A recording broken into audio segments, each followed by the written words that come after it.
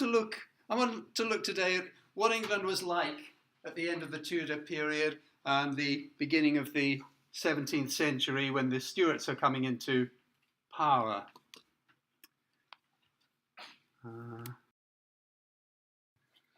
Firstly, the Church of England. We talked about religion a lot, so the Church of England itself, as we know, the monasteries had been closed, and the king was now the head of the church. The king or queen was the head of the church, and Protestantism had become, by the end of the 17th century, part of who the English were. It's part of the national identity. And also, the church was responsible for starting a lot of the modern bureaucracy that we've got. They kept records of who was born, who lived, who died, who got married. All of those kinds of things were recorded. Now, there had been something when the Norman invasion happened in 1066. The Normans were also big on bureaucracy, and they had something called the Domesday Book, which basically showed people's possessions, mostly so they could pay tax. All right, how many pigs do you have? Well, you've got 20 pigs every year, you can give one to the master. All right, something like that. So the Domesday Book actually also, going back to the 11th century, was sort of the real beginnings of bureaucracy. But this Register of Births, Marriages and Deaths, it tells us that William Shakespeare was born in this place at this time. It tells us when he got married. It tells us when he died. And not just William Shakespeare, but any other famous people from that time, or anybody, not even famous people, everybody. We've got those records. Sometimes they've got lost and we don't have the complete information, but mostly we know about people who lived at that time. Go back 100 years, we don't know who lived, we don't know who died. All right? So that's something that's happening, that's sort of changing the way that society works. We've got architecture, things like Westminster Abbey. Now, Westminster Abbey was built earlier in the 13th to 16th centuries, and it's one of the few buildings of central London that was left standing after the Great Fire of 1066, which is sort of, sorry, I said 1666, all right, the 17th century. And it is a kind of symbol, really, of the sense of tradition and stability of the Church of England. And this is what it would have looked like in Queen Elizabeth's time. And this is what it looks like today. Okay.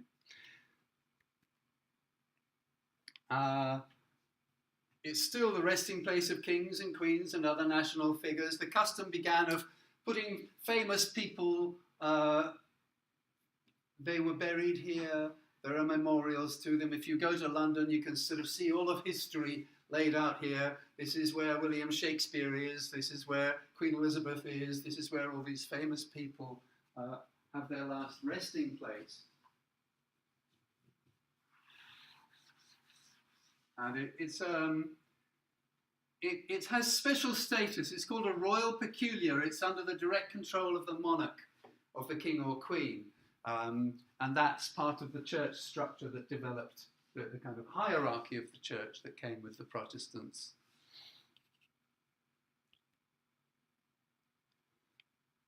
And there's still quite a lot of different groups. Not everybody is a Protestant, or even some kinds of, there are different types of Protestants. There are Arminians, for example, Anabaptists. These groups are much more Protestant than Queen Elizabeth wanted. They are more radical on the Protestant side. And we've still got the Catholics, the Jesuit here. We've got Quakers. We've got libertines who don't really believe in religion at all, or they don't want religion to be controlling people at all. They just want to live a free life. We've got quite a range of different types of people, and that's part of what Queen Elizabeth was trying to do. She was trying to get everybody, kind of pull people in from the edges and get them kind of following the middle way, the via media of the church. So religious disagreement and fighting continues into the 17th century. We're going to especially be seeing the Puritans, these groups that we're seeing here. A lot of these groups, they are different types of Protestant groups, and they're divided. They're all different, but they're all against the government, and they're all against the Church of England, and they want a more extreme or a stronger form of Protestantism, and that's going to be important in the 17th century when we look at what's coming next. And of course, Catholics were the ones who were the big kind of suspicion fell on the Catholics. It was always felt that Catholics, Protestants might, Puritans and Protestant extremists may want to change the system, but Catholics want to do more than change the system. Catholics want to, they are challenging the country itself. And now, actually, during the 17th century, it is Puritans who make war and kill the king with Oliver Cromwell, not Catholics. But there was a terrible fear of what Catholics might do. And that was I think, mostly because the Catholics would get support from Spain. Spain would kind of take control. I think people were still afraid that Spain, because there'd been this close relationship, Mary was married to the King of Spain, and there was this fear that Spain and Catholicism would control English society. As I say, in the end, it was more the Puritan Revolution, and Oliver Cromwell turned out to be the big crisis of the 17th century. And the Jesuit was deeply suspected. Just to be a Jesuit in England was death. If they caught you as a Jesuit in the country, they would kill you. Simple as that. The Jesuits especially. I mean, other kinds of priests, and this is Jesus Kaino, all of those people, yes? I always want to ask, when do they switch I and J in English? And this look at this S, this type of S. You've got an S that looks like an F. You've got the I for J. It's something that the spelling gets modernized during the course of the 17th century. They're modernizing the spelling to what we use today. By the 18th century, mostly they're using modern spelling, modern letter layout. But yes, it's true. In the 16th and 17th centuries, I and J, this and S, were used differently. We don't use this one now at all. These were used differently from today. I won't go and explain all the different rules, but they had rules, but spelling was also not as strict in those days. Shakespeare spelled his name Shakespeare.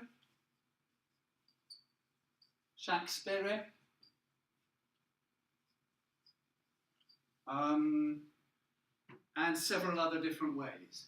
Okay, he spelled his name differently almost every time he wrote it. He spelled it differently. There were no fixed rules for spelling.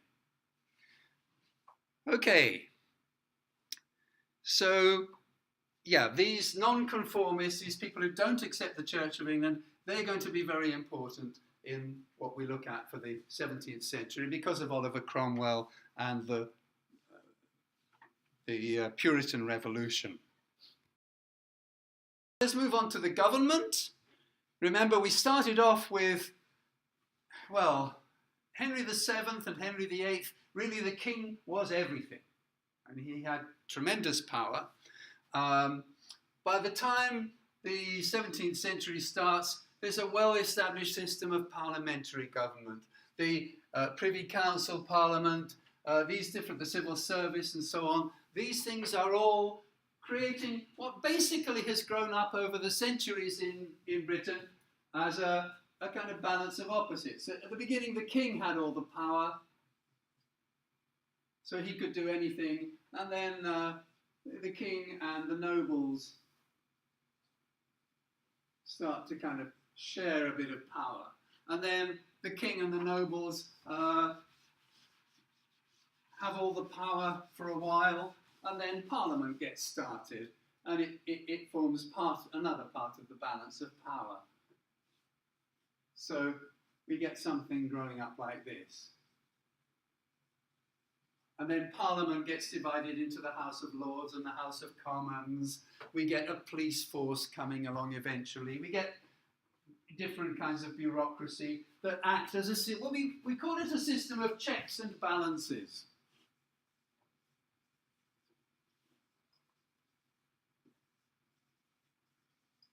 So that maybe the king wants to do something, but there's enough power from Parliament to say, no, you can't. All right, it balances out. All right, and we're seeing this developed by the end of the 17th century into this kind of structure. And again, this is going to be very important in the Stuart period. We'll see the Stuart kings had the belief that God chose them to be king. Therefore, they can do anything they want.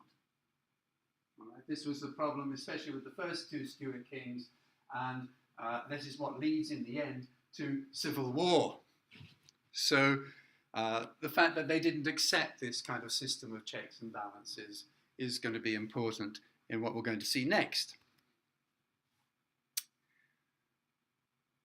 And the relationship of England to the other parts of Britain is developing here.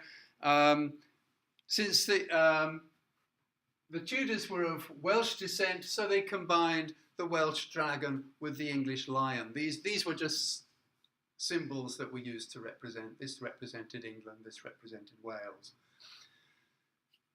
And then when James I came along, the first of the Stuart kings, he replaced the dragon with the symbol of Scotland, which was the unicorn.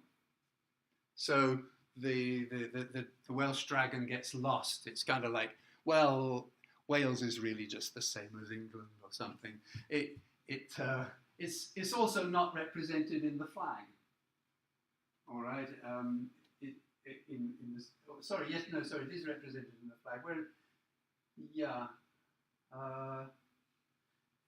It doesn't have its own flag in the same way that Scotland does, and Ireland. So we're seeing a closer link with Scotland, which is important because for hundreds of years Scotland and England have been very separate, and as I said, Scotland was closer culturally to France for quite a long time. And the motto Dieu est mon droit, which is a strange motto because it seems to me, oh, that's another one, yes, sorry for your letters, okay, V and U, all right, they were also used differently. Basically they used V inside a word and U at the beginning of a word, all right, so they had a different way of using it. And this also comes from Latin, where the two letters are basically used the same. So the motto of the king and queen, the throne, was Dieu est mon droit, which is French, and it basically means God and my right.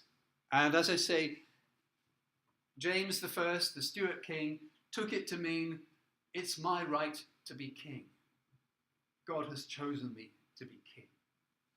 And that's going to be very important because, as I said, it means he thinks he can do what he wants, and English society doesn't accept that anymore. Henry VIII could do what he wanted. Everybody was frightened of him. But when it came to the Stuarts, it was, wait a minute, we've had 100 years of relative freedom here. We're not going back to those days. So because of his belief, James didn't think it was necessary to pay attention to Parliament, and we're going to see that the Parliament will close.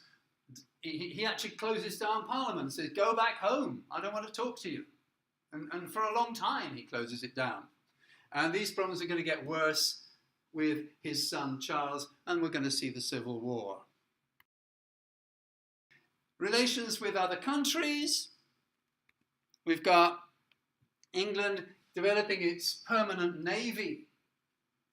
When in the 16th century, most of England was covered with woods, trees. You go to England now, most of those trees have gone. A lot of them went to making ships. All the way through from the Elizabethan period to the height of the British Empire, Britain controlled, or Britain extended its power through the sea, through the water. As an island country, its way of spreading itself and spreading its influence was through ships, through boats. Okay? As the British Empire grows, it's the little islands that matter, in a way, more than the big land masses, because every little island was British. We can stop our ships here. We can get fresh food. We can get fresh supplies. We can get everything we need here. Other countries can't do that. Okay? The British controlled the empire grow through controlling the oceans and the islands in those oceans. And so shipbuilding and the navy was very, very important. And they got a big boost in their confidence by beating the Spanish Armada, which was the most powerful navy in the world, or at least in our little corner of the world at that time. I don't know, I can't speak for other countries, but this was the most powerful in Europe. Yeah, and Sir Francis Drake, who, for the Spanish, he was a pirate because he would attack the Spanish ships as they came back from America and take all their goods. For the English, he was a hero because he gave half of what he got to the Queen, or he gave a lot of it to the Queen, and she said, great! She was happy enough with him. We can think of these people as pirates. We can think of them as very brave people who fought against a much larger navy, and we can think of them as daring explorers. Francis Drake took his little ship all the way around the world and came back alive to tell the tale. So this seafaring ability of the British is going to be really, really important as time goes on. And also, it opens up England to international trade. The East India Company is going to be, later on, very, very important in the growth of the British Empire. I mean, the British Empire developed in private hands as a company on the Asian side. It was a private company. The whole empire. The East India Company had its own army. There's never been a company like the East India. Even Coca-Cola and McDonald's, they may have huge influence around them, but they don't have their own army, right? Their own soldiers, you know. That's what the East India Company had, right? Until the 19th century, when the government sort of decided, wait a minute, these people are too strong. They're richer than the government. And so the government said, hey, we're closing the East India Company down, we're taking it under government control. But it has its beginnings in the 16th century, or at the very end of the 16th century, in 1600, when Queen Elizabeth founds that company. And the very first colonies are beginning to be established. They weren't successful. The first colony here in Virginia was set up in 1584. Virginia Dare was the first child born of English parents in America. They tried to set up the colony, but that colony actually failed. It's in the next century that we're going to get the first successful colonies in America and spreading out across the world. So it's beginning, they're trying, but we don't get the successful colonies until a little bit later on. And trading with the Ottoman Empire, that's Turkey, West Africa, Morocco especially, Russia. The Russian Tsar even proposed to marry Queen Elizabeth. You know, everybody wanted to marry Queen Elizabeth. Everybody was hoping they would. Even the Tsar of Russia proposed marriage. So it had been, at the beginning of the 16th century, it was a small country on the edge of Europe, not of any particular importance. Now it was spreading its influence all across for thousands of miles in every direction.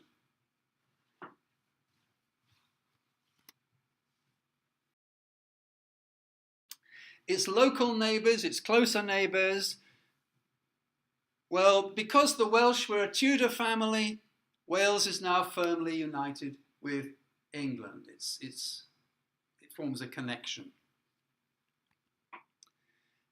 And then 100 years after Margaret, remember Henry VIII's sister, she marries the King of Scotland, and then her great-grandson is James VI of Scotland. He's going to be the next King of England. Elizabeth she dies, she's never married, she has no children. The closest family relative is the King of Scotland. He's going to become the King of England. So the Tudors were a Welsh family that helped to bring Wales and England close. The Stuarts are a Scottish family, and that now brings England and Scotland close. Okay, so, and also, of course, the religion. Scotland changes as well and becomes Protestant. Ireland is the one that's left out here. There's never been an Irish King of England, and Ireland mostly remained Catholic. So attempts to bring Ireland under English control had started under Henry VIII. There was a lot of fighting going on, and really, I think it's fair to say that the first colonies of England were in Ireland. That's where they practiced. They set up their colonies in Ireland. They called them plantations, just as they called them in Jamaica and in other places. They would go and they would create an area. They said, this is now our land. Irish people can come and work here, but we're the boss here. We control this land, and we grow and export food from this land for profit.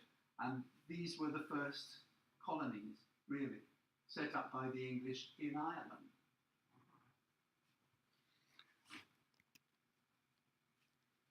So if we look at Ireland here, we can see this area here around Dublin is called the Pale. And that area, at the end of the 15th century, it was a small area like that.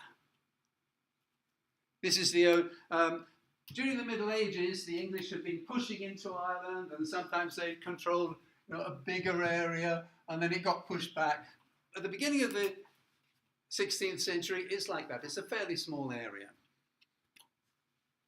But by the time Elizabeth dies, 100 years later, it's that much.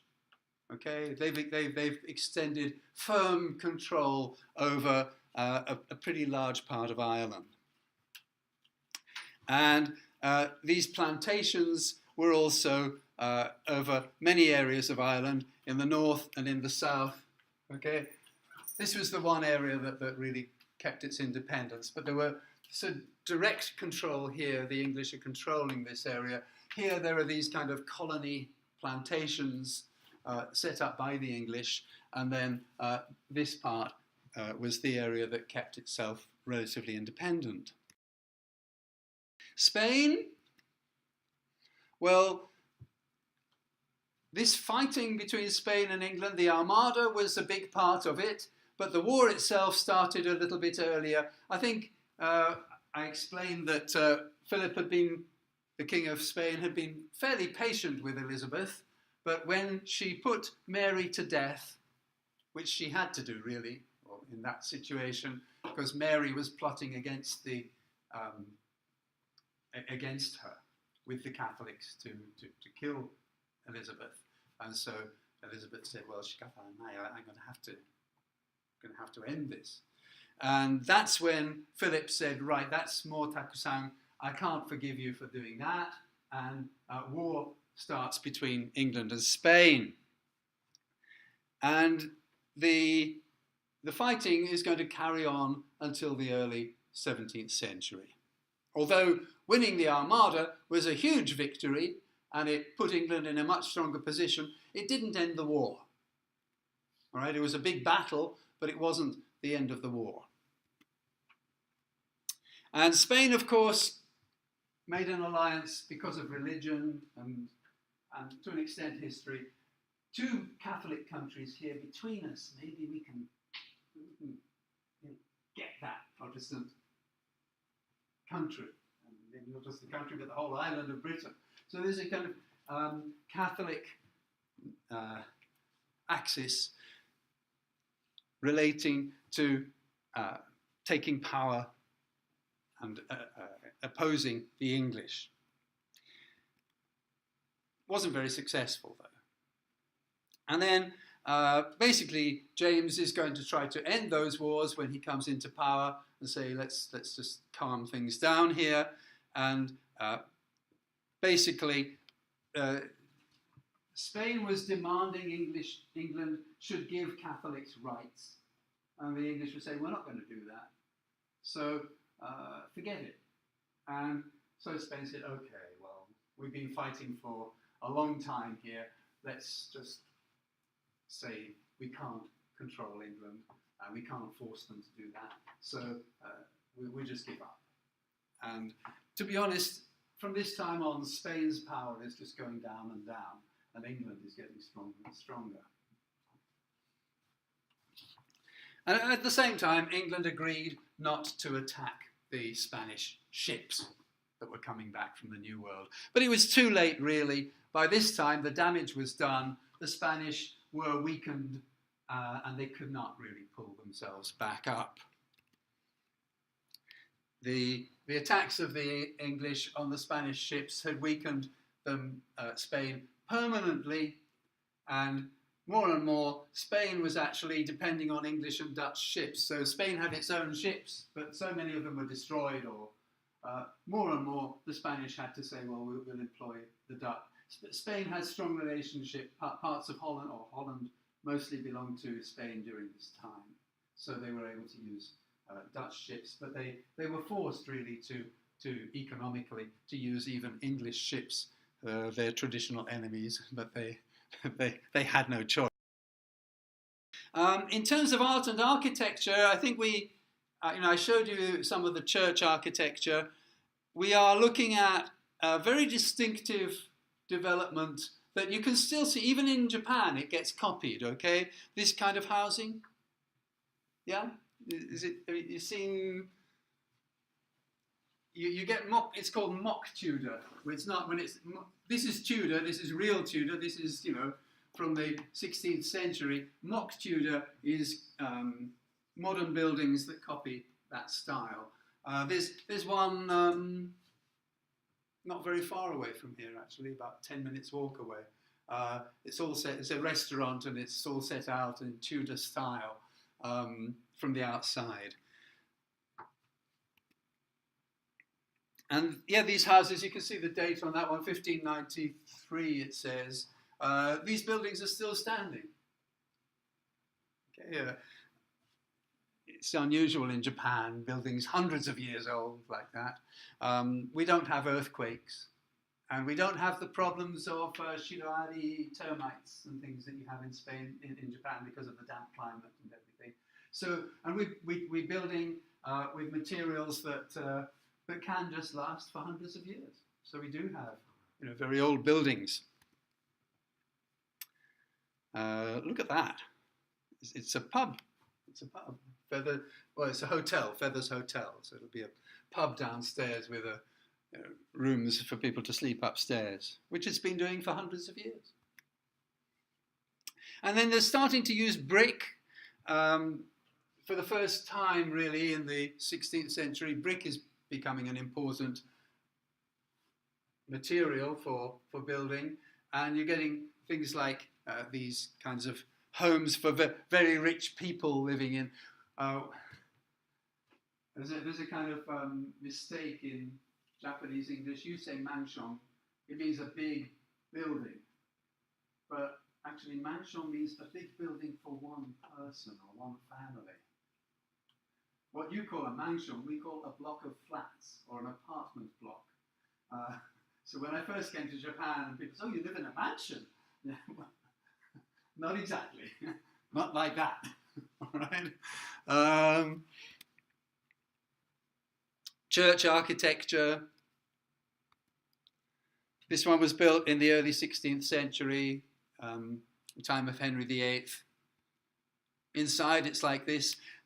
You know, this is Christ Church Cathedral, Oxford, also from that period. Look at what they could do here. They had no sophisticated machinery. Everything is done by hand, and it would take generations to do this. People would start working. They would grow old. Their children would work. The children would grow old. The grandchildren would work. The grandchildren would get old. It would take several generations like that to build something like this, and for them it was worth it. It's another indication of just how important religion was in their way of looking at the world. Okay? It was a valuable way to spend your life. Not making a cathedral, but making one little part of it, advancing it one bit more over your whole lifetime. People would think that that was a good thing to have done in their life. This is inside the churches. You very often get paintings like this. This one shows. Sorry, what does it show? I can't remember. Oh yeah, Henry VIII giving royal protection to the cathedral. So the king is saying, I especially protect your church. And very often, painting was a little bit like photography today. We don't have very many pictures of poor people because they couldn't pay. But rich people, we know what they looked like because they had paintings made of them. This is the rainbow portrait of Queen Elizabeth, and there was a lot of complicated symbolism in them. You can see that she's got this serpent here, okay, this snake here. Well, and you've got it's eating. It's got in its mouth. I can't actually see it very clearly. We've got the serpent. Oh, so. I'm going to put in my silly card. I got to stop doing that. So the serpent and the ruby are just part of the kind of symbolism of this. The ruby symbolizes the queen's heart, and it shows that her passion is controlled by her wisdom. The serpent. The ruby. This has a different meaning. I thought it was there. Just couldn't see it clearly. There's the ruby, and that symbolizes her passion. And the serpent symbolizes her brain, her wisdom. And so her passion is controlled by her wisdom. That's symbolized by this. And the whole painting, and all of the paintings of this time, or many of the paintings of this time, are rich with that kind of symbolism. We also get pictures. Look, here's a 16th century football match. Okay, soccer in the 16th century. All right. We got some interesting pictures that will tell us, what the life of people was like and what kinds of things they did. So when they played soccer, it was like that. Okay. You see quite a lot of people it's quite a dangerous game. Okay. People would get hurt.